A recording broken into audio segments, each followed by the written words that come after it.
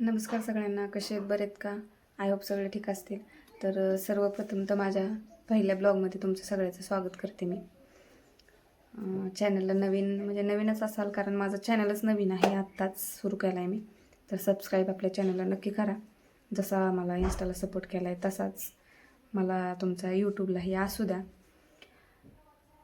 आणि सगळ्यात पहिलं तर तयार करायचं आहे यूट्यूबसाठी, पण मला काही म्हणजे अशी हिंमत होत नव्हती.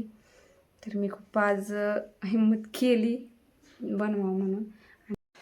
ब्लाऊज शिवता उठले आणि पाणी भरायला आले, कारण लाईट जाईल म्हणून पटापट दोघींनी पाणी घेतलं भरून.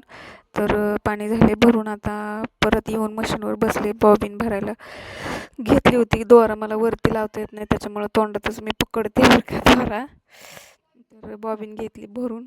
तर ब्लाऊज शिवाय तर पूर्ण केला बरं का ब्लाऊज मी. हे बघा,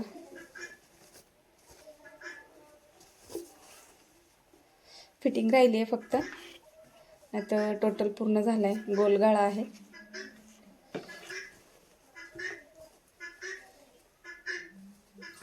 लेस लावली, नॉट लावली.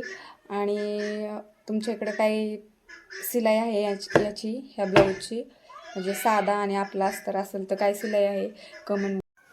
एक ब्लाऊज पूर्ण झाला आहे माझा आणि हा दुसरा शिवायला घेतला आहे.